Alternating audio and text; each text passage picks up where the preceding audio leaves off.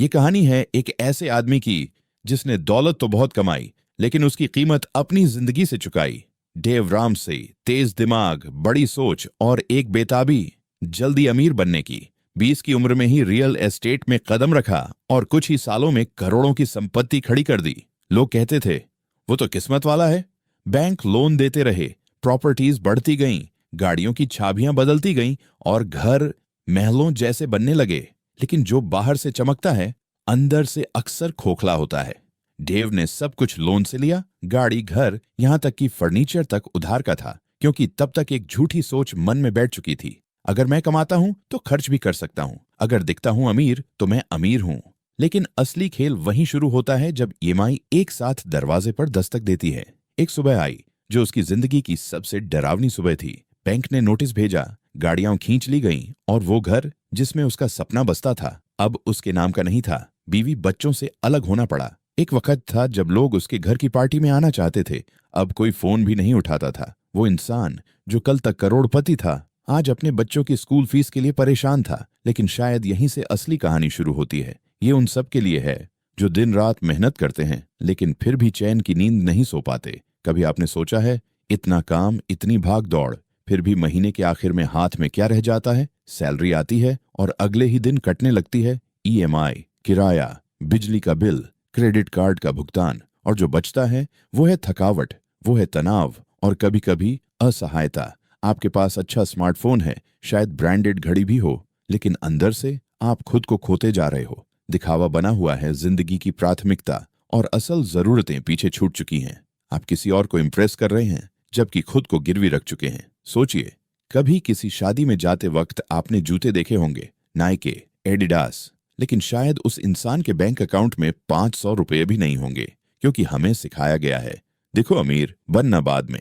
और इसी चक्र में हम फंसते चले जाते हैं। काम करो, खर्च करो, कर्ज चुकाओ, फिर से काम करो, जैसे एक रेस है जिसका कोई फिनिश लाइन ही नहीं।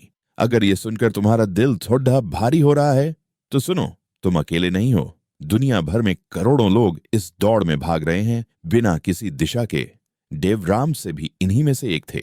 एक समय था जब उनके पास सब कुछ था, पैसा, रियल एस्टेट, गाड़ियां, पर फिर वो सब छिन गया। लेकिन वहीं से शुरुआत हुई टोटल मनी मेकओवर की। डेव ने अपनी सबसे बड़ी हार को एक मिशन बना लिया, एक ऐसा सिस्टम जिसे कोई भी आम आदमी अपनाकर अपनी जिंदगी बदल सकता है। और इसी वीडियो में हम बात करेंगे उन 7 आसान और असरदार कदमों की जो आपको कर्ज से बाहर निकालकर वित्तीय आजादी की तरफ ले जाएंगे। चलो उस पहले कदम की तरफ चलते हैं, इमरजेंसी फंड। डेव कहते हैं, जब आपके पास इमरजेंसी फंड नहीं होता तो हर चीज जिंदगी में इमरजेंसी बन जाती है। कभी आपकी माँ को अचानक हॉस्पिटल ले जाना पड़े या बाइक का एक्सीडेंट हो जाए, और अगर उस वक्त आपके पास 100 रुपये भी ना हो तो उस ब्रांडेड फोन या महंगे कपड़ों का कोई मतलब नहीं रह जाता। इसीलिए पहला काम, 70 से 80 हजार या 1 लाख का एक छोटा इमरजेंसी फंड बनाओ। ये दिखावे की चीज नहीं है, ये सुरक्षा कवच है। वो चुपचाप खड़ा पहरेदार जो तब सामने आता है जब सब कुछ डगमगाने लगता है। मैं हमेशा एक किनारे पर खड़ा था, और यही सबसे बड़ा खतरा होता है जब जिंदगी एक छोटे से झटके से पूरी तरह पलट सकती है। अब इसे हमारे जैसे आम आदमी की जिंदगी से जोड़कर देखो। मान लो तुम एक अच्छी नौकरी कर रहे हो, सैलरी टाइम पर आती है, ईएमआई कट रही है, किराया भर रहे हो, थोड़ा बहुत बचा भी रहे हो, लेकिन तभी एक फोन आता है, माँ को अचानक अस्पताल ले जाना पड़ा है, बिल बनता है 15,000 रुपए और तुम्हारे पास है सिर्फ 1,500 रुपए। अब क्या करोगे? किसी दोस्त से उधार मांगोगे, क्रेडिट कार्ड स्वाइप करोगे, या घर की अलमारी से आखिरी सोने की चूड़ी निकालोगे? यहीं से आप एक और जाल में फंस जाते हो, कर्ज का जाल। और यही वो जाल था जिसमें रवि फंस गया। 28 साल का एक मेहनती सेल्स एग्जीक्यूटिव। हर महीने सैलरी मिलती थी, लेकिन 90% पैसे तो किराया, ईएमआई, पेट्रोल और वीकेंड आउटिंग में ही उड़ जाते थे। एक दिन ऑफिस से लौटते वक्त बाइक फिसल गई, फ्रैक्चर हुआ, अस्पताल का बिल 1 लाख। पर जब घर वालों ने पूछा, बेटा कुछ बचत है? रवि ने कहा, नहीं, क्रेडिट कार्ड से कर लो। और वहीं से उसकी गिरावट शुरू हो गई। ईएमआई के ऊपर अब क्रेडिट कार्ड का बोझ, ऊपर से ब्याज दरें, नीचे से मानसिक तनाव। हर रात बिस्तर पर लेटकर वही सवाल, कैसे निकलेगा मैं इससे? आज रवि कहता है, काश उस वक्त मेरे पास सिर्फ 1 लाख रुपये का इमरजेंसी फंड होता तो शायद मेरी जिंदगी अब कुछ और होती। दोस्तों, इमरजेंसी फंड रखना कोई फिजूल बात नहीं है। ये वो ढाल है जो जिंदगी के तूफानों में तुम्हें गिरने से बचा सकता है। क्योंकि याद रखो, जिंदगी हर दिन धूप नहीं देती, कभी कभी अंधेरा भी आता है। और अब बात करते हैं उस दूसरे स्टेप की जो मिडिल क्लास की सबसे बड़ी बेड़ियों को तोड़ता है, कर्ज। डेव रामसे कहते हैं, ये माई पर जीना एक तरह की गुलामी है, बस फर्क इतना है कि जंजीरें नजर नहीं आती। कर्ज सिर्फ एक रकम नहीं होता, ये आपकी नींद छीन लेता है, रिश्तों में दूरी लाता है और आपके भविष्य के सपनों पर ताले लगा देता है। डेव खुद उस मोड़ से गुजरे हैं। बैंक क्रप्सी के बाद उन्होंने जब दोबारा शुरुआत की तो उन्होंने एक सिंपल स्ट्रेटजी अपनाई। छोटे कर्ज पहले चुकाओ, फिर उसी रफ्तार से बड़े कर्जों पर वार करो। इसे कहते हैं डेट स्नोबॉल मेथड। अब जरा भारत की सच्चाई देखो।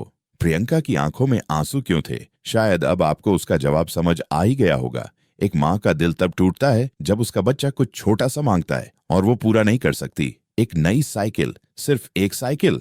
लेकिन प्रियंका के पास देने को सिर्फ बकाया बिल थे। लेकिन उसने हार नहीं मानी। उसने सबसे पहले वो किया जो ज्यादातर लोग टालते रहते हैं, सच का सामना। उसने डेव रामसे के 7 स्टेप्स अपनाए। सबसे पहले सबसे छोटा कर्ज चुना, क्रेडिट कार्ड वाला। उसे खत्म किया। फिर अगले लोन पर टूट पड़ी। एक एक करके वो सारे लोन खत्म करती चली गई, जैसे हर ईएमआई के साथ जिंदगी की कोई एक जंजीर टूटती जा रही हो। 4 साल में वो पूरी तरह कर्ज मुक्त हो गई। अब वो न सिर्फ अपने बेटे को आजादी दे सकती है, बल्कि खुद भी आजादी की सांस ले सकती है। अब सवाल ये नहीं है कि प्रियंका ने क्या किया, सवाल ये है तुम कब शुरू करोगे। अब समझो डेब्ट स्नोबॉल मेथड को एकदम सरल भाषा में। सबसे पहले अपने सारे कर्जों की लिस्ट बनाओ, चाहे वो क्रेडिट कार्ड हो, पर्सनल लोन हो, कार लोन या होम लोन। फिर राशि के आधार पर सबसे छोटे कर्ज से सबसे बड़े तक उन्हें क्रम में रखो। यहाँ ब्याज की परवाह मत करो, अभी बात भाव की है, गिनती की नहीं। अब हर कर्ज की न्यूनतम ईएमआई तो भरो ही भरो, लेकिन पूरा फोकस सबसे छोटे कर्ज पर रखो। जैसे ही वो खत्म हो जाए, उसकी ईएमआई और जो एक्स्ट्रा पैसे थे अगले कर्ज में जोड़ दो। बस यहीं से स्नोबॉल चलना शुरू करता है। छोटा लोन खत्म होता है, आपको ताकत मिलती है। अगला लोन थोड़ा और जल्दी खत्म होता है, आत्मविश्वास बढ़ता है और धीरे धीरे आप अपनी गुलामी को खत्म करने लगते हैं। डेव कहते हैं, पैसे का खेल 20% गणित है और 80% व्यवहार, क्योंकि लोन चुकाने में सबसे बड़ा हथियार है आपका आत्मविश्वास। अब ध्यान दो, ईएमआई कोई लाइफस्टाइल नहीं है, ये एक अदृश्य जंजीर है जो हर महीने आपकी आजादी को थोड़ा थोड़ा करके खा जाती है। लोग सोचते हैं कि वो गाड़ी उनके नाम की है, पर असल में वो ईएमआई की गुलामी है। अब वक्त आ गया है कि आप उस दिखावे की झूठी चमक को छोड़ो जो बाहर से अमीर दिखाता है लेकिन अंदर से आपको खोखला कर देता है। अब वक्त है सच में अमीर बनने का। अब हम पहुंचते हैं तीसरे कदम पर, जहां इंसान पहली बार गहराई से सांस लेता है, क्योंकि कर्ज की जंजीरें टूट चुकी होती हैं। अब आती है असली सुरक्षा की बात। 3 से 6 महीने का फुल इमरजेंसी फंड। छोटा इमरजेंसी फंड तो एक छाता है, लेकिन ये फुल फंड एक बंकर है। चलो अब किसी किताब की बात नहीं करते, अब एक असली जिंदगी की कहानी सुनते हैं। रवि एक आम मध्यम वर्गीय लड़का, नोएडा में आईटी इंजीनियर था। 65,000 रुपये सैलरी मिलती थी। नई कार ईएमआई पर ली, नया आईफोन भी लिया, वीकेंड पर दोस्तों के साथ पार्टी। जिंदगी ठीक लग रही थी, कम से कम ऊपर से तो ऐसा ही दिखता था। फिर आया कोविड। एक ईमेल आया, thank you for your service, और रवि की नौकरी चली गई। अब सोचो, उसके पास सेविंग्स में 3,000 रुपये भी नहीं थे। क्रेडिट कार्ड की लिमिट खत्म हो चुकी थी, ईएमआई पेमेंट ड्यू थी, फोन की इंस्टॉलमेंट रुक गई थी, माँ की बीपी की दवाएं लानी थीं और पिता की आंखों में चिंता थी। रवि सारी रात छत को घूरता रहा, सोचता रहा, मैंने आखिर इतने साल क्या किया, सिर्फ दिखावे के लिए जिया। उस रात रवि अंदर से टूट गया, लेकिन वहीं से उसकी जिंदगी बदलने की शुरुआत हुई। उसने सबसे पहले क्रेडिट कार्ड काट दिए, हर ईएमआई को खत्म करने की प्लानिंग की, जो सामान जरूरी नहीं था बेच दिया, खर्चों में कटौती की, धीरे धीरे फ्रीलांसिंग शुरू की, 5,000 रुपये महीने से इमरजेंसी फंड बनाना शुरू किया। 1 साल बाद नई नौकरी मिली, सैलरी बढ़कर 75,000 रुपये हो गई। लेकिन इस बार रवि बदल चुका था। अब हर महीने 5,000 रुपये सीधे इमरजेंसी फंड में जाता है, कोई क्रेडिट कार्ड नहीं, कोई ईएमआई नहीं। अब रवि कहता है, अगर नौकरी फिर से चली भी जाए तो डरूंगा नहीं, मेरा इमरजेंसी फंड मेरा कवच है। देखो, तबाही तब नहीं आती जब नौकरी जाती है, तबाही तब आती है जब कोई योजना नहीं होती, और योजना की शुरुआत वहीं से होती है, इमरजेंसी फंड से। अब सवाल यह है, कैसे बनाएं पूरा इमरजेंसी फंड। सबसे पहले 3 से 6 महीने के जरूरी खर्चों का हिसाब लगाओ, जैसे किराया, राशन, दवाइयाँ, बच्चों की फीस, ईएमआई अगर बाकी हो। मान लो महीने का खर्च 30,000 रुपये है, तो तुम्हारा इमरजेंसी फंड होना चाहिए 90,000 से 1,80,000 तक। इस फंड को एक अलग बैंक अकाउंट या डिजिटल वॉलेट में रखो जहां से आसानी से निकाला न जा सके। इसे कभी मत छुओ। ये पैसा सिर्फ और सिर्फ तूफान के दिनों के लिए है। डेव रामसे कहते हैं, उम्मीद रखना कोई योजना नहीं है। अगर आज तुम्हारी नौकरी चली जाए तो तुम कितने दिन बिना उधार मांगे टिक पाओगे? अगर इसका जवाब नहीं है तो अब तुम्हारी सबसे बड़ी जिम्मेदारी है इमरजेंसी फंड बनाना, क्योंकि असली दौलत वो नहीं जो दिखती है, असली दौलत वो होती है जो तुम्हें किसी भी तूफान में ठिकाए रखती है। अब हम पहुंचे हैं चौथे कदम पर, जहां से जिंदगी सिर्फ जीने के लिए नहीं बल्कि सच्ची आजादी के लिए चलती है। चौथा कदम, निवेश शुरू करो। अपनी आय का कम से कम 15% हिस्सा निवेश के लिए निकालो। बेबस होना किस्मत नहीं होती, बेबस रहना एक आदत बन जाती है अगर हम उसे बदलने का फैसला न करें। डेव रामसे कहते हैं, दौलत रातों रात नहीं बनती। ये कोई जादू नहीं, कोई शॉर्टकट नहीं, बल्कि ये एक सीधा साधा, थोड़ा नीरस लेकिन मजबूत अनुशासन वाला रास्ता है जो धीरे धीरे तुम्हें सच्ची आजादी तक लेकर जाता है। और उस रास्ते का अगला कदम है हर महीने अपनी आमदनी का 15% निवेश करना। अब आप सोचेंगे, मैं तो अभी 30 का ही हूं, रिटायरमेंट तो बहुत दूर है, या पीएफ तो कट ही जाता है, फिर अलग से क्यों निवेश करूं? लेकिन यही हम सबसे बड़ी भूल कर बैठते हैं, क्योंकि अगर तुम आज निवेश करना शुरू नहीं करोगे तो कल जब उम्र 60 होगी और शरीर आराम मांगेगा तब भी तुम्हें काम करना पड़ेगा। याद रखो, पैसे कमाना मतलब जिंदा रहना है, लेकिन पैसे से पैसा कमाना वो है असली आजादी, और यही है असली माइंडसेट चेंज।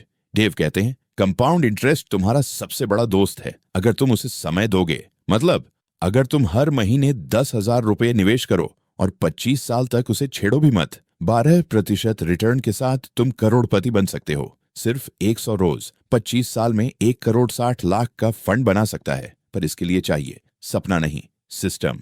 तो कैसे शुरू करें? पहला स्टेप, अपनी सैलरी का 15% अलग निकालो। मान लो तुम्हारी सैलरी 50,000 रुपये है तो 7,500 रुपये हर महीने निवेश में जाए। दूसरा सवाल, कहाँ निवेश करें? Long term mutual funds, NPS, retirement index, PPF, और अगर सीखने की इच्छा हो तो स्टॉक्स भी एसआईपी सेट करो, ऑटो डेबिट चालू करो। हर महीने पैसा अपने आप तुम्हारे भविष्य के लिए काम करेगा। पर याद रखो एक नियम, इस पैसे को कभी भी हाथ मत लगाओ। ये रिटायरमेंट के लिए है, न कि अगले महीने की छुट्टियों के लिए। रिटायरमेंट का मतलब है बूढ़े होने पर भी इज्जत से जीना, दूसरों पर बोझ न बनना।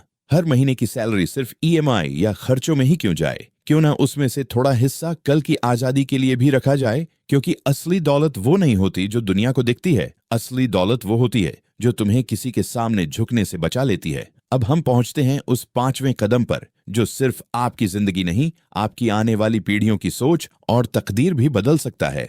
कदम 5, अपने बच्चों की पढ़ाई के लिए आज से ही पैसे बचाना शुरू करो। उन्हें कर्ज से मत शुरू होने दो, उन्हें आजादी से शुरुआत करने दो। लेकिन जब उसकी बेटी ने नीट क्लियर किया, विजय की आंखों में गर्व था, लेकिन दिल में डर भी, क्योंकि फीस थी 12 लाख रुपये और उसके पास न पैसे थे न कोई निवेश। विजय ने सोना गिरवी रखा, एजुकेशन लोन लिया, बेटी डॉक्टर तो बन गई, लेकिन अब 7 साल बाद भी विजय ईएमआई भर रहा है। रिटायरमेंट की सारी जमा पूंजी बेटी की पढ़ाई में चली गई। वो कहता है, काश मैंने 10 साल पहले एसआईपी शुरू कर दी होती।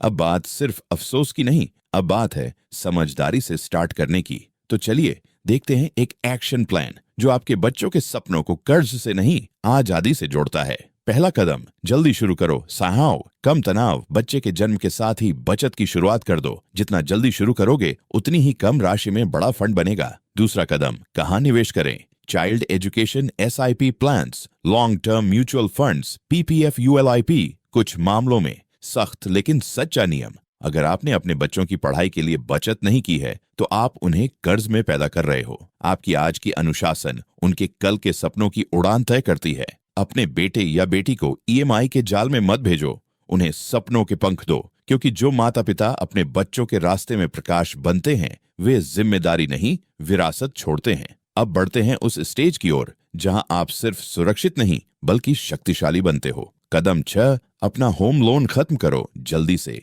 एक घर जिसमें आप रह रहे हो लेकिन जिसकी चाबी बैंक के पास है, क्या वो असली घर है? आज इंडिया में 25 साल के युवा कह देते हैं, जैसे ही नौकरी मिलेगी घर लूंगा ईएमआई पे। बैंक तुरंत लोन दे देता है। 25 से 30 साल का, 55 की उम्र तक वो इंसान ईएमआई भरता है, इतना ब्याज चुका देता है कि एक नहीं 2 घर खरीद सकता था। डेव रामसे कहते हैं, होम लोन लेने का दिन खास नहीं होता, असल खुशी वो दिन होता है जब तुम उसे खत्म करते हो।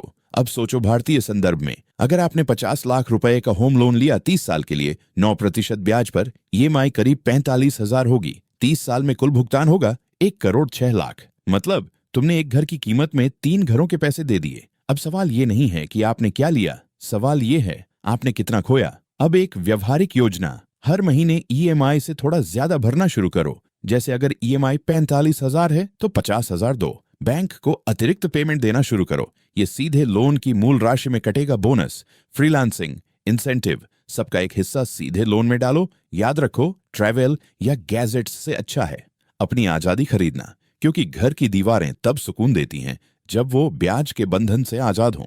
स्टेप 2, ईएमआई बढ़ाओ, लाइफस्टाइल नहीं। हर बार जब आपकी सैलरी बढ़ती है, लोग सबसे पहले क्या करते हैं? Lifestyle upgrade. नया मोबाइल, नेटफ्लिक्स का अल्ट्रा प्लेन, हर वीकेंड बाहर खाना, और फिर शिकायत, यार फिर पैसे खत्म हो गए। लेकिन समझदार लोग सैलरी बढ़ते ही ईएमआई बढ़ा देते हैं। क्यों? क्योंकि वो जानते हैं अगर ईएमआई में हर महीने 5,000 रुपए एक्स्ट्रा दिया जाए तो लोन 5 से 7 साल पहले खत्म हो सकता है। होम लोन का ब्याज कंपाउंड होता है। जल्दी प्रिंसिपल घटाओगे उतना कम ब्याज दो। याद रखो, सैलरी बढ़ना मतलब लाइफ बदलने का मौका, ना कि खर्च बढ़ाने का बहाना। स्टेप 3, टैक्स के नाम पर धोखा मत खाओ। अब एक कड़वी सच्चाई, लोग कहते हैं होम लोन अच्छा है, टैक्स बचता है, लेकिन असल में 10 लाख रुपए का ब्याज देकर 1,50,00,000 टैक्स बचाना नुकसान का सौदा है। जैसे बुखार में कैंसर की दवा लेना। 50 लाख रुपए के लोन पर आप 20 साल में 1,11,00,000 रुपए चुकाते हो, यानी 60 लाख सिर्फ ब्याज। और टैक्स में हर साल 1.5 लाख तक का ही फायदा। 20 साल में कुल 6 से 8 लाख की राहत। क्या 60 लाख देकर 6 लाख बचाना समझदारी है? एक सच्ची कहानी, सुमन और अजय साल था 2015। सुमन और अजय पुणे के एक मिडिल क्लास कपल, 40 लाख का होम लोन लिया। ईएमआई थी 33,000 रुपये। फिर आया कोविड। अजय ने डेव रामसे की किताब पढ़ी, लाइफ सिंपल की, खर्च घटाए, हर साल का बोनस 2 से 3 लाख सीधा लोन में डाल दिया। 2024 आते आते पूरा लोन चुका दिया। आज वो कहते हैं अब ये घर सिर्फ हमारा है, दिल से भी और कागजों पर भी। बैंक का घर कभी सपना नहीं होता, जो घर आपके नाम पर है वो ही असली सपना होता है। अब बात उस आखिरी और सबसे शक्तिशाली कदम की, जहां आप सिर्फ कर्ज मुक्त नहीं होते बल्कि किसी और की जिंदगी बदलने की ताकत रखते हैं। स्टेप 7, दौलत बनाओ, निवेश करो और दूसरों की मदद करो।